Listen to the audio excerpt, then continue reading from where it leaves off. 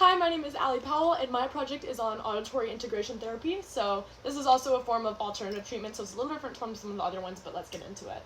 So first of all, let's look at skills and behaviors that this therapy targets.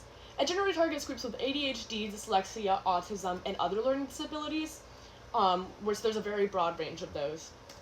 The desired outcomes of this therapy is that the patient will have just reduced hyperactivity, better eye contact, better communication skills, a better temper, just overall to help the patient learn to focus on the things that they need to hear and tune out the things that they don't need to hear so that they aren't like overstimulated in certain environments.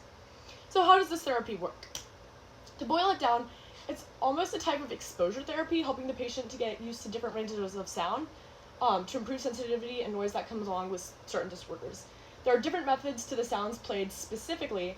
However, the general process and goals are the same. So there's like different patterns. Some of them do frequencies, some of them do music. We'll get more into that.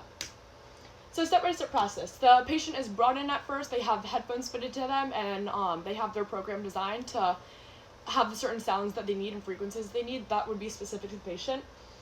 Sessions generally last 30 minutes each, and there are about 10 to 20 sessions in total. And so the patient will go through all of those to complete the process. The sound or music is played into headphones through a CD or a tape.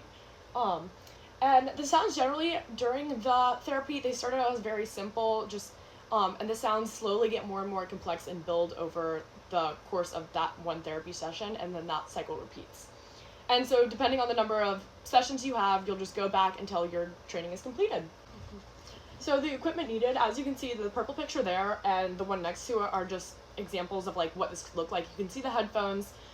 This one has the tape stacked up on it, and that little box underneath is where the people can try and like record the frequencies or like change the pitch and things like that. They're called audio kinetrons. I don't know if I'm saying that right, but it's called the Ears Education and Retraining System, also known as EERS.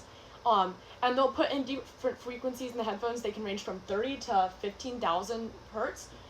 It doesn't require qualifications to perform. However, this is generally performed by speech therapists and occupational therapists. So here's one success example. You'd never guess it from the angel in this picture. When I first met 5-year-old Ganesh, he was an IFO, an incredible flying object. Everything was done at a full run. His expression was limited to physical effort and a few nouns and verbs. His input was nearly all visual. He simply could not assimilate by listening, and his inability to handle input just caused more frustrating activity. So this little boy is having trouble with just high sensory inputs. He's getting overstimulated. So that was before, and then the after in this specific report shows him being a lot happier. When he confirmed what he saw and heard himself, his thoughts and laughter came like lightning. Just a lot more happy, a lot more interactive, less overstimulated. There was another success example as well. I'm not going to play this whole one because it's 5 minutes long, but as you can see in this picture, the little boy has the headphones on and it's connected to the device, and his mom is just helping him stay calm during his session. So that's generally what the treatment will look like, and it can be done in home too, which is also very nice for some patients that can't really get out of the house. So, we're not going to watch that one. Let's go through some of the strengths of this alternative treatment. So sessions don't take very long, which is good for people that have very low attention spans. It's not surgical, it's not invasive, so you don't have to go into the hospital or prepare for this, really.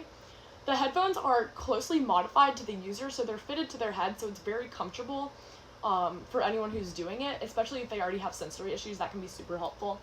And there's a number of people that have reported beneficial outcomes. So, like in the videos we saw, people were reporting that it had worked for their children. And the tech isn't super advanced, it's not super expensive, it's not super hard to create. It's just music and headphones and frequencies, so it's really easy to kind of spread around the world. But are any of these benefits proven? So let's refute AIT.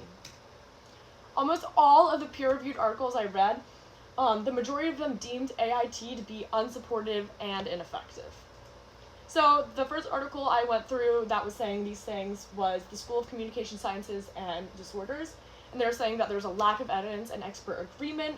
They really need a lot more evidence to be able to prove that this works. And just because there's not a lot of evidence, it's just still considered experimental. they had done their own test on this with their own trials, but the next two, this one had, and the next one following, had studied multiple previous trials that had already been done before and just really collected data from there and studied the, I guess, trials that were saying that it was beneficial. And so from Cogwin Developmental, they said from what they observed, it didn't really create any benefit towards the people receiving it. The studies had a lot of questionable validity just in the ways that they measured it. There was really no solid evidence that this was helpful for specifically autism spectrum disorder. And there was really just no evidence in general to be able to support that this is effective at this time. And then from Article 3, who also analyzed different trials, is from the Children's Hospital at Westmead, which is in Australia. Just overall, they were saying the studies do not support the benefit of auditory integration training, and there's just not really sufficient evidence to be able to prove that this is a helpful thing.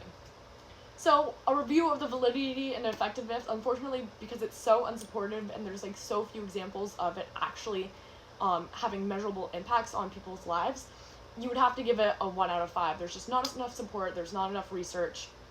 It could be improved, there's a possibility that it works, but there's also a big possibility that it does not. So thank you so much for watching, and here are my works cited. Thank you.